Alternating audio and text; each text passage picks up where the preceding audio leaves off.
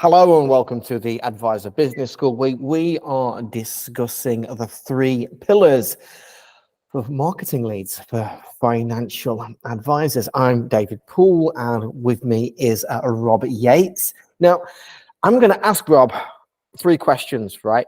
Why should we be running away from these big lists that we're phoning or what have you not, or knocking on property, if you will? Why should we be running away from that? My next question is I'm going to ask Rob, what is the number 1 question that we need to answer to get unlimited customers? And I'm also going to ask Rob the question, what's the 1 strategy that we need so that we can have unlimited business, more than that we could ever handle? So they're the 3 things that we're going to, I'm going to ask Rob about today. So if you've got a pen, paper, make some notes. If you haven't, pause the video and get on with this, because we are going to reveal gold to you, because I know all of you have got the big list, and I know that all of you are wasting time on the big list, and you know that you're wasting time on the big list, and it's quite energy sapping as well. So Rob, the big list, it's almost like the holy grail, isn't it, for financial advisors? How big is your list and how good is it? And let me get in there. And for years and years and years and years and years, and not just in this niche of financial advisors, all salespeople have craved and prayed for the big list. Rob, why should we be running away from it? Well, it's interesting. So I was talking to a financial planner the other day, and he's been in the game for 30 years, right? And Cornet said to me, Rob, 30 years ago, what I did was I got the phone directory and I started at A, and I picked up the phone and I called like the first person in the phone directory, and if they answered, I had a chat with them. And about every 100 people I phoned, I got 1 or 2 meetings, and that was my strategy, right? Okay. Now, we go back 30 years ago was 1993, number 1. So we didn't have digital media, social media. People had landlines that they answered religiously. There was a phone directory back then as well. Yeah. And also there was far, far, far less financial advisors. Mm-hmm. You know, we could even say actually that access to financial services was exceptionally limited and gatekept by financial advisors 30 years ago. Because there was no World Wide Web, there was no internet. You couldn't go and buy your life insurance direct online. You couldn't go and get an investment running online. You couldn't get medical insurance online. Nope. You couldn't do any of those things, right? So the financial advisors were a needed gatekeeper between the customer and the thing that they wanted. Yes. We move forward today to how do consumers view you when you call through effectively the phone directory today. And we're just going to say that's a list that you've scraped off Google or off LinkedIn or off something. Is they actually view you as somebody who is a desperate, unprofessional person, because you have to resort to that in order to get their attention. Customer research that I've done in this industry, I asked, well, what would be comparable to somebody representing a financial advisor or a financial advisor themselves cold calling you out of the blue? What would you compare them to, right? And the number 1 thing from a piece of research of over 3,000 white-collar 40-year-old end consumers was sleazy used car salesman. So what I want to ask you, number 1, is that how you want to across and be regarded by customers, by the world about you? When they hear financial advisor, is that how you want to be regarded? And if it is, if you want to be regarded as a sleazy used car salesman, go and buy your lists off Fiverr or Upwork or any of those sorts of places, Google scrape them, call them, and go do it. And that's fine. I know he was a policeman, but for me, I kind of get the idea of Lieutenant Columbo, the mismatched, ill-dressing, shabby is the word I'm looking for. And also, do you remember in The Wolf of Wall Street, when he went to go and sell the penny stocks, and the whole bunch of guys in there? That's the sort of impression I get when a financial advisor phones me, and that's the person who I'm going to be dealing with. That's it. That's it. So here's the thing: if you want to be regarded as a ultimate professional, right? Somebody who has advice and guidance that is worth following and buying into, you need to have a better strategy. And we've got What's the one question? What's the one question? Right. Okay. Hold on. You said to me, David, you need to ask me this, and I've written it down. The one question you need to answer to get unlimited customers. I wrote that down. That's why my eyes are down here. It's the one question you need to answer to get unlimited customers. That is a phrase and a half. That is a phrase that your business lives or dies by. Rob, what's the answer? So the one question you have to perfect an answer is this. What do I need to do to get a current client to willingly introduce me to the entirety of their network without me ever having to ask them to do so? Okay, what do I need to do? I'm going to say this just in case I get it wrong. What do I need to do? I'm the financial advisor. What do I need to do to get one of my clients to willingly introduce me to their network without me actually having to ask them or encourage? Isn't that impossible? That's how I get almost 100% of my business. And actually, one of my advisors has just topped $1.3 million in personal earnings this year. That's exactly how he gets all of his business. So, is this impossible? Of course it's not. Of course it's not. It's just that the industry teaches us to sell like used car salesmen, right? To represent ourselves like that, where we call a referral a lead. We mix up our terminology. So we get to the end of the meeting, and David has just bought his 401k through us and signed up for an investment and whatever else. So we go, David, do you happen to know 3 people who would really benefit from a conversation like this? People in your phone right now. We ask that question. You're not for the moment. I'll think about it. I'll get back to you. Yeah, we just get fobbed off. We get moved to one side. And even if David was to go and we were to be able to get him to squirm and come up with 3 names, because often we ask for 2 or 3 names, right? We're not getting a referral. All we're getting is a lead, right? We think it's a referral. It's a lead. All it is, it's a name. It's some contact information and the fact that David knows that person. It's just a warm lead at best, right? A referral is when somebody calls you out of the blue and says, hey, you help my friend or my colleague, whatever they're called, with this. Can you help me? That's the back of a referral. And that's exactly what you should be driving for, because then you will be regarded as a professional. Your services are being requested by somebody who wants to buy, as opposed to you needing to sell to them. So I'm just thinking what I've been doing this week. I have a friend who lives around the corner, Hubert, and is a recruitment consultant, and he specializes in retail. And I know somebody who's looking for a job.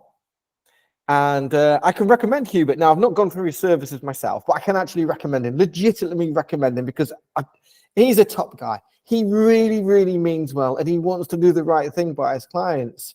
So I went to Linda, because I know that she's looking for work right now. And I said, what sort of work are you looking for? She said, I just want to work I want to do some shop work, David. That's all I want to do, because just 8 till 5, 9 till 5, that sort of thing. Just want to go in there, enjoy myself, blah, blah, blah, blah, blah.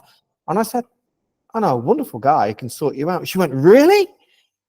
I went, yeah. And I know that he's got different types of jobs within the locality. All you need to do is just give him a call and just explain him, who you are, what you're looking for. And he's going to, he'll set you up with an interview for the ideal job. And she said to me, what's his number? That's it. So you want to get referred like that and understand what a real referral is, right? I think that's really, really, really, really, really important. Almost all of our clients who go through the Advisor Business School, through our Ultimate Advisor program, end up getting abundant things like that. And what I'm talking about actually is their phone calling out of the blue 4 to 8 times a week of somebody saying, I know who you are, I know what you do, I know what you've got, and I'm ready to start with you today. Hey, 4 and to 8.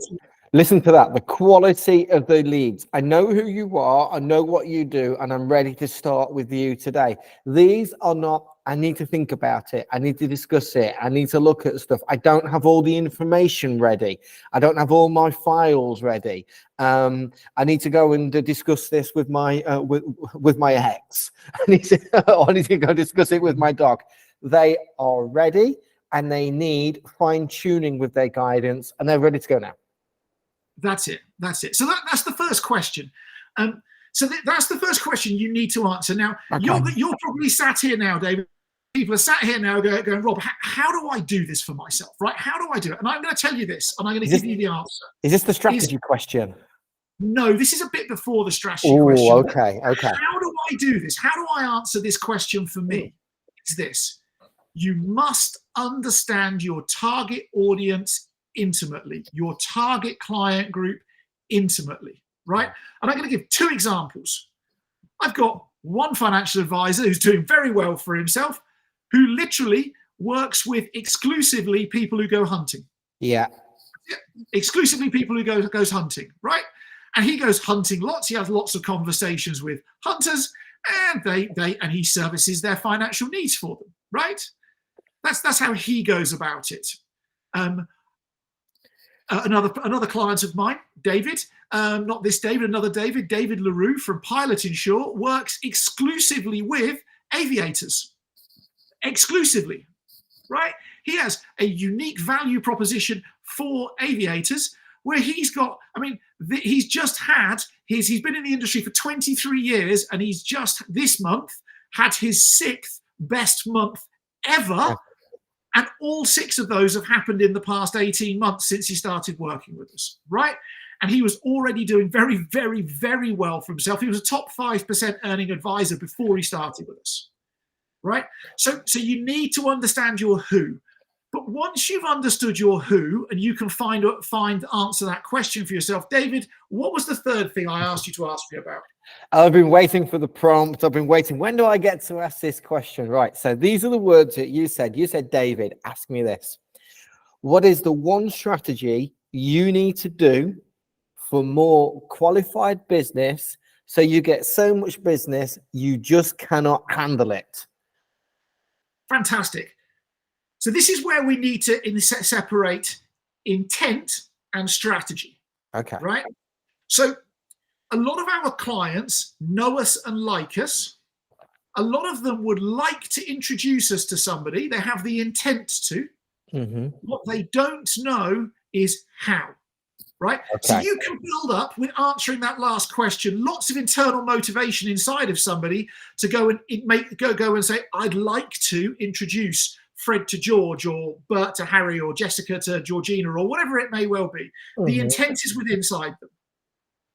But then they don't actually ever make the referral because we haven't trained them how to make the referral. Yes, that bridge, isn't it?